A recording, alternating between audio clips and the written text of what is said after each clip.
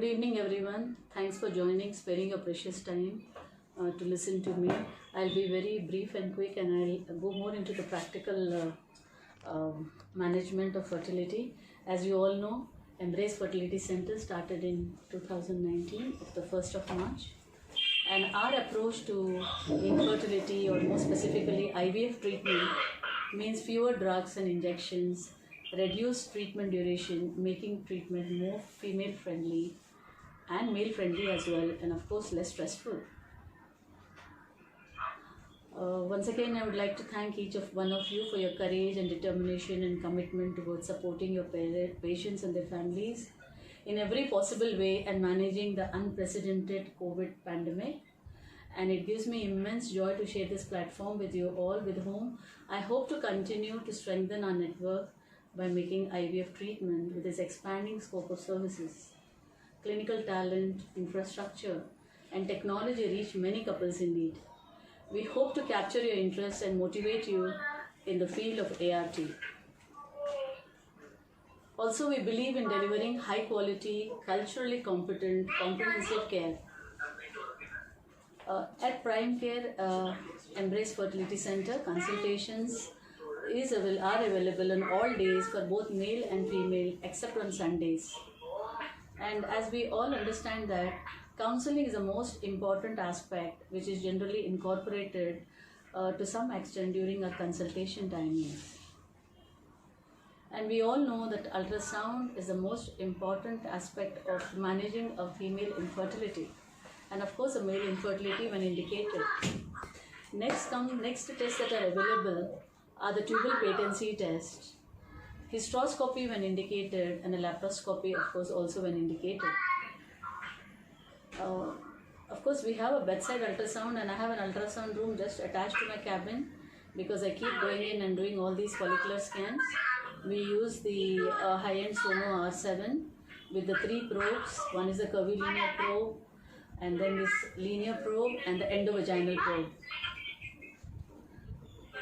But this is of course the transvaginal ultrasound, and I always believe in infertility monitoring, especially with respect to follicular scan, should be done by the endovaginal ultrasound.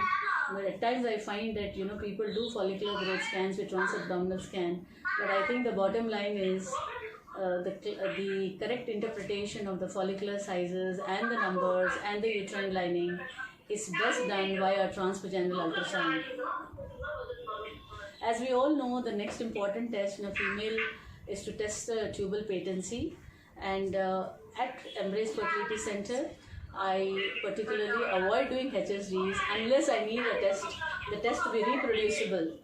I do a lot of sonosalpingograms, which I test in the minor OT between the day 7 to 10.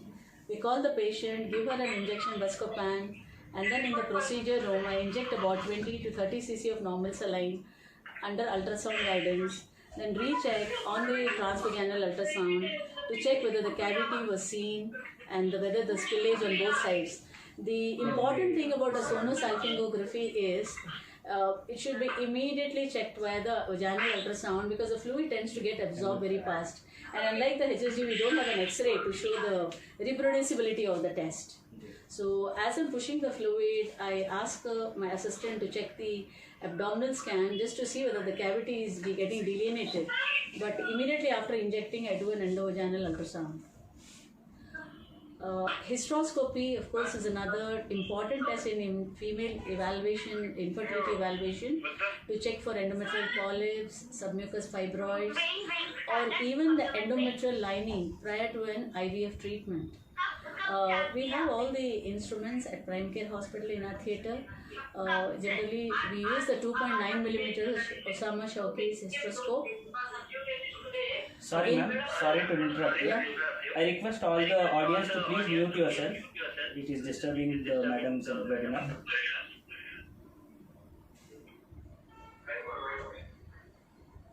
Request all to mute, please. Thank you ma'am. Yeah. The next important test for a female infertility evaluation is a laparoscopy.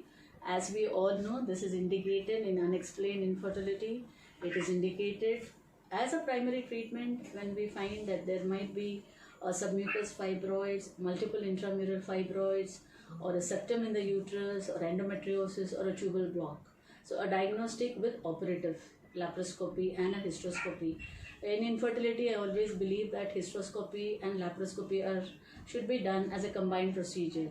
Sometimes I find patients who have only done a laparoscopy in the infertility evaluation, but a hysteroscopy not having been done. So the bottom line again here is combine laparoscopy with a hysteroscopy always.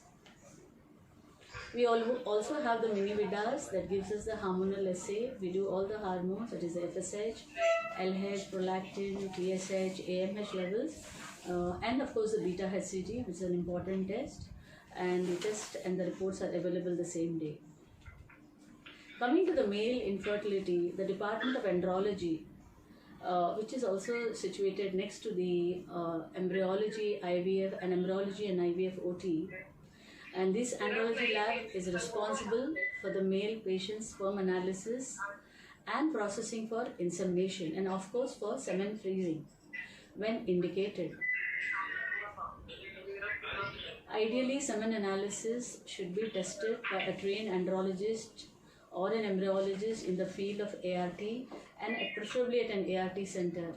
A very important aspect of semen analysis is I find that there is so much variability in the semen analysis reports, and there is no proper standardization, because different labs have different standardization with reference to not just the reference range with respect to the count, but with respect to the motility, morphology as well.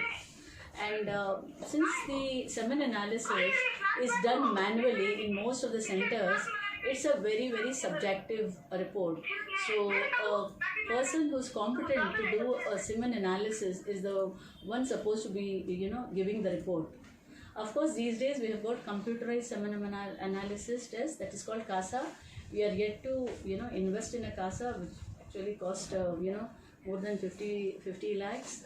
But I have a competent andrologist who does the semen analysis, and I always instruct my male patients that to come for semen analysis at our center. There are some practical problems when we do the same, when we ask the male partner to do the semen analysis. Ramila, the slide has stopped. Excuse me.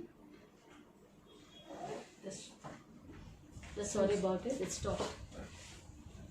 Slide stop.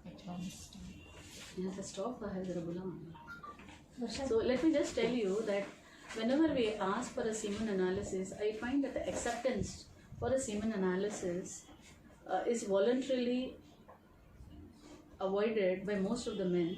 Yeah. So there is definitely a difficulty in acceptance to do semen analysis. I said voluntary refusal, because many times if I tell the woman, please ask your husband to get a semen analysis, she for one says, it's not possible, he is not going to agree for the test. Simple as that. And I have a PCOS, my periods are irregular, and they all think that I am the problem. Many times it could be also due to a refusal to do a semen analysis, could be due to mental stress, a collection problem, or of course embarrassment. So we generally advise them to do the semen collection at home and bring the sample to the lab within 45 minutes to 1 hour. Unless and until I have an outstation patient or patient staying far away from the hospital, we provide them a private room for a semen collection and immediate analysis at our andrology lab. This is a written instruction or a requisition for semen analysis which I have customized at Embrace Fertility Center. It gives you the know-how of how to do a semen analysis. Many a times for those patients who are not able to read English, we tell them to, we even give them some videos in Urdu and Kannada, and tell them to get the details of how to do a semen analysis. Let's understand that not every person may understand how to do a semen analysis. So a lot of silly mistakes being done during semen collection. So it's very, very important that a written instruction to be given to get a good report. Now the WHO criteria, and the WHO criteria tells us what are the lower reference ranges for semen characteristics for a natural conception. The ideal semen volume should be more than 1.4 ml. The sperm concentration should be more than 15 millions. The total motility more than 40 million, and the progressive motility more than 32%, with normal morphology at least 4%. You know, back about 10 years back, the reference range for a normal semen analysis used to be like 25 and 30 million, but now we've got as less as 15 million for natural conception. Some terminologies when interpreting a semen analysis report. One is the aspermia. Please let us understand there's something called spermia and spermatozoa. So when we have aspermia means we are talking of the liquid part. When you have zoospermia means it refers to the sperms as such. So what is aspermia? Aspermia is no semen, and asthenozoospermia means there is a decreased number of motile spermatozoa, whereas azoospermia is absolutely no spermatozoa in the ejaculate. There's another term that is used by fertility specialists called cryptozoospermia. This means that spermatozoa are absent from a fresh preparation, but once it is centrifuged with the gradient media, in the pellet we're able to pick up a few sperms, so that is hidden. So that is called cryptozoospermia. What is normozoospermia? I think we all know normozoospermia refers to normal count, normal motility, and morphologically normal spermatozoa. So we need to keep that number in our mind: 15 million, 40% total motility, and 4% morphologically normal for a natural conception. So again, oligozoospermia, we all know that the number of sperms are less than the reference range. Teratozoospermia refers to increased number of morphologically abnormal sperms. There is something called necrozoospermia. Here, what necrozoospermia means is there is a lower percentage of live sperms, or in other words, increased number of dead sperms. This is a semen collection container. So it's very important to have the correct type of semen container for semen collection. Many times, because of ignorance or because of lack of understanding or lack of proper instructions, semen is collected in some container or some non-sterile semen container and given to the lab. So it's important to provide them with the correct semen container and tell them that one ejaculated was what is required. This is again to show how the semen counting is done in the lab. We ideally use something called the counting chamber, which is generally a Mackler's chamber. So a drop of liquefied semen is placed on the cover slip, and then it is read either by the Mackler's chamber or hemocytometer to get the information on the count and motility. What about sperm motility? As you all know, motility is very important for the sperm to reach the egg in the fallopian tube. So according to the WHO criteria, motility is divided into 3. Either it's a progressive motility, or it's a non-progressive motility, or completely immotile.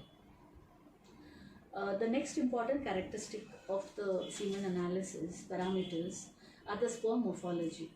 Now, as you can see in the slides, in the upper column, these are all normal sperms, where you can just see in the same slide normal sperms wherein you can only see the head and the tail. But we all know that the sperm has a head, neck, body and a tail. So these are stained slides to detect the morphology. And the next 3 columns you can see the globular heads, fin head, double head, bent neck, curved tail. Sometimes you also have double tails, bent neck, collared neck. So these are some of the abnormal morphological sperms, and these can be generally picked up by 2 methods. Either we call them either the Kruger-Strick method or the Tyger-Burks criterion. The next important aspect of male infertility, whenever indicator or andrology lab is being requested to prepare a semen sample for intrauterine insemination, as we all know that intrauterine insemination is indicated for sperm counts range, at least minimum sperm count for an intrauterine insemination, at least 15 million with about 25 to 30% motility. Any sperm count less than 10 million, 10 to 15 million, generally don't do very well with intrauterine insemination procedures. So the semen is prepared in the lab in a way that a double density gradient media is added, and a prepared sample about 0.3 to 0.4 ml, which is loaded in an intrauterine insemination catheter, is transferred from the lab to the clinician, and it is injected into the uterine cavity around the time of ovulation. I do only ultrasound guided inseminations. So I ask the patient to come with a comfortably full bladder and in a lithotomy position. Once the cleaning is done with normal saline, a little bit of media, sperm wash media, I just touch the cervix with sperm wash media and slowly inject about 0.3 to 0.4 ml of a prepared sample into the uterine cavity. You can actually see the fluid bubble beautifully if there is a bedside ultrasound and the patient's bladder is comfortably full.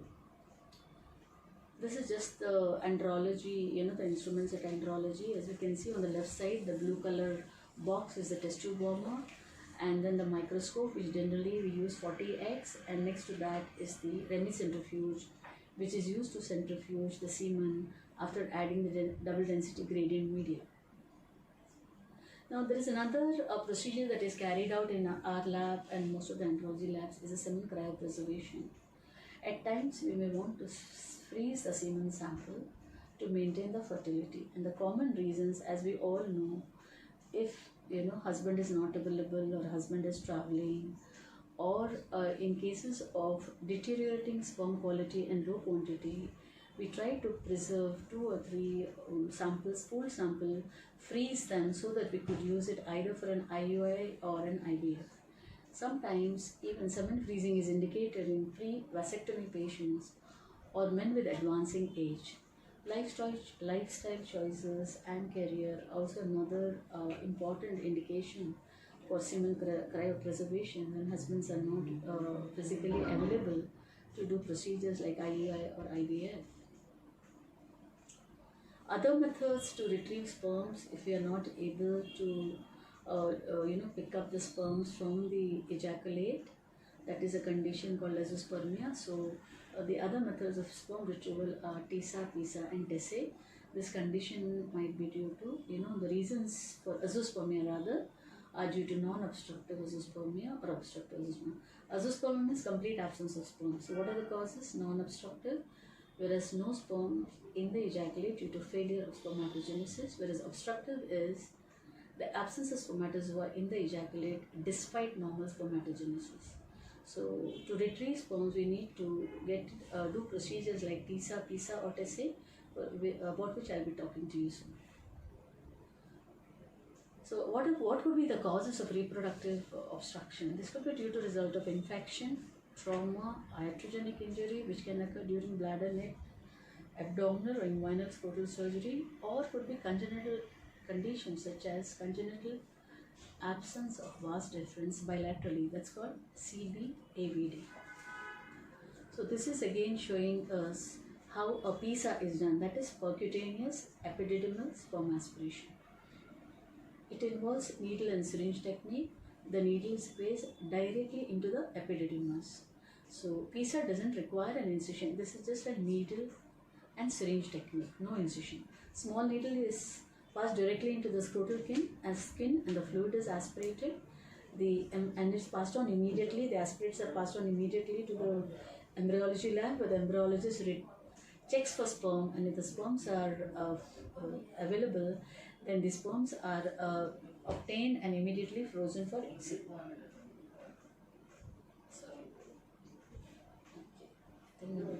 Sorry. Okay.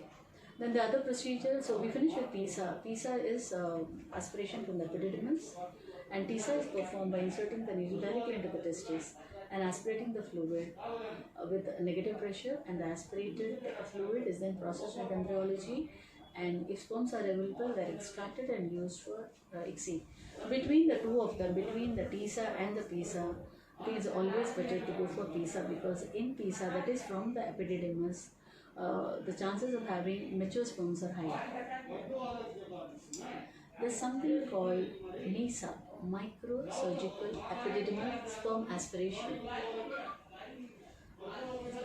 So MISA involves a dissection of the epididymis. It is here actually a dissection of the epididymis under an operating microscope, and incising a single tubule. So when you incise a single tubule, the fluid spills and pools into the epidermal bed, and this whole fluid is aspirated. Generally, this procedure is performed under general anesthesia. Now, this is again showing a testicular sperm extraction, and this is generally done as for the diagnosis of azoospermia. Of course, prior to doing the TISA, we also need to check the male hormones, that is the FSH, LH, and testosterone, because that will give us an insight into whether there is a primary testicular failure. If a patient comes with azoospermia, then after doing 2 or 3 samples to confirm azoospermia, you should always ask the male partner to have FSH, LH, and testosterone. If the FSH levels are high, then generally it's a case of primary testicular failure. Well, TESA is usually done to diagnose the cause of azoospermia. We all know that this is a surgical biopsy used in both obstructive and non-obstructive azoospermia. This involves in making a small incision in the testis and examining the tubules for the presence of spermatogenesis by a histopathological examination. Generally, the chances of finding spermatogenesis, most of them, 50 to 60%. That is, this will tell us whether there is a spermatogenesis or there is a Leydig cell arrest or complete absence of seminiferous tubules. Asha, there is some disturbance outside. Can you close that door?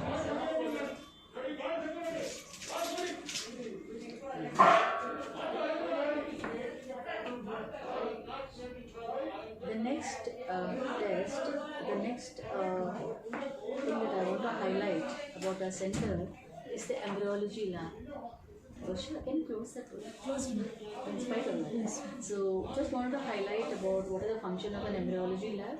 The embryology lab handles a variety of tasks related to fertility preservation and in vitro fertilization, including evaluation of oocytes or eggs prior to IVF, selecting the embryos prior to embryo transfer, freezing and storing either of eggs or embryos in case we want to transfer at a later stage. This is again an embryology lab. As you can see on the right hand corner, that's a laminar flow, it's a workstation, and to the left of that is the incubator, and to the left of that is the ICSI microscope, which you can again see much more clearly. That's a Nikon Nishike microscope and ICSI microscope for intracytoplasmic sperm injection. One of the very, very important aspects of a well-run embryology lab is quality control. We have redundant safeguards and quality control protocols in place at every step of the process. From heated workstations, anti-vibration tables that prevent harm to the gametes, and air filters that supply carbon and HEPA filtered clean air to the lab and operating room. I mean, embryology lab is a place where we are not supposed to find any kind of infection or dust or that clean room air as much as possible. So we all know that the embryos have absolutely no immunity. Any kind of air impurities or VOCs, we call volatile organic compounds, could harm the embryos. Now this is just to show you how the oocytes look after egg retrieval. And when do we do an egg retrieval? So egg retrieval is an important aspect of in vitro fertilization. So before the time of egg retrieval, patients have already undergone ovarian stimulation with hormones and the minimum 10 to 12 days of ovarian stimulation with serial ultrasound scans, and then correlating it with the hormone levels, the estradiol levels, and the LH levels. And once at least we get 3 follicles of more than 20 to 22 millimeters, the patient is given a HCG trigger and egg retrieval is performed 34 to 36 hours. So once the timing of egg retrieval is as I already told you, and once the egg retrieval is done, the embryologist needs to identify the oocytes after the aspirates are passed on to the embryologist by the circulating nerves in the test tubes. And ultrasound guided oocyte retrieval is what everybody is being practiced, and that to transvaginal ultrasound guided oocyte aspiration. Embryologist checks the tubes and confirms the number of eggs and quality of the eggs. Generally, this procedure is done under general anesthesia in the IVF operating room. After the egg retrieval, The embryologist will prepare the eggs and the sperm, and the husband semen sample. Preparation is done either by the wash method or the double density gradient method. Generally, a backup semen sample is kept 4 or 5 days prior to the actual egg retrieval day, because sometimes on the day of ovum pickup, the husbands are not able to provide a semen sample, mainly because of psychological stress or non-availability. There are two ways of doing a fertilization process. One is by the conventional IVF and the second is ICSI. In a conventional IVF, as you can see in the picture, about 50,000 or more sperms are placed in a petri dish with a single oocyte in the culture dish, in the incubator, and fertilization is checked the next day. This is the conventional IVF method. Most of the fertility centers either have switched on to a complete ICSI, or doing, if you have more number of oocytes, surplus number of oocytes, then a few oocytes can be used for conventional IVF. Otherwise, most of us are using ICSI as a method of fertilization, because the fertilization success rate with ICSI is more than 60 to 70%. This is again showing what an ICSI means. In the center, you can see an oocyte, and you can see the tiny needle on the right hand side as an injecting needle or a micropipette with a sperm inside it to inject a single sperm into the center of the egg. On the left side is the holding pipette, on the right side is the injecting pipette, and the center is the oocyte. Okay, what are the other indications of ICSI? When a male partner has too few sperms, then also you can't afford to do a traditional IVF procedure, or the sperm motility is very poor, or previous history where the sperm count is very poor and the sperm may have trouble attaching to the egg, or sometimes in cases of obstructive oosospermia, again you directly go in for ICSI, and supposing the egg have not been fertilized by traditional IVF, ICSI is used as a standard method of fertilization. I just hope that this video plays. Varsha, is this video going to play? I just wanted you all to see a small, very short video of ICSI. I guess for technical reasons it's not working. Now, fertilization check. These are the embryos that you can actually. Varsha, come here. A meeting will come here. Now, these are the day of egg pickup is considered as day 0. So you can see that day 0 oocyte, and day 1 you can see 2 cells. That means to say there is a syngamete, that is the male and the female pronuclear stage. And by day 2 you find the next cleavage, that is you find a 4 cell, and then you have the 4 cell stage on day 2, and then the day 3 the cells keep dividing. Day 4, day 3 and day 5 are 2 important days that we are in embryology. The clinician wants to know how are the oocytes, how are the fertilized embryos on day 3 and day 5. So if you find that the day 3 embryos are very few, either you do the transfer on day 3 or do freezing for a transfer in the next cycle.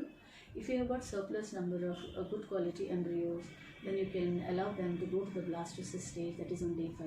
This is a blastocyst which shows you the inner cell mass, the blastocyst cavity, and the lining cells which are called the trophectoderm.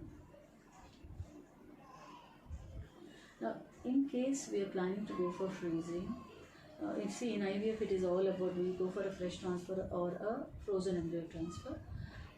Most of the fertility centers are practicing frozen embryo transfer for many reasons, because we know that fresh embryo transfer has slightly decreased success rate of in conceiving compared to frozen embryo transfer, and marginally 50% will increase to 60% because of frozen. If you do a frozen embryo transfer, yes, at times we do fresh embryo transfers when we find that the embryos are of poor quality or we have less number of embryos.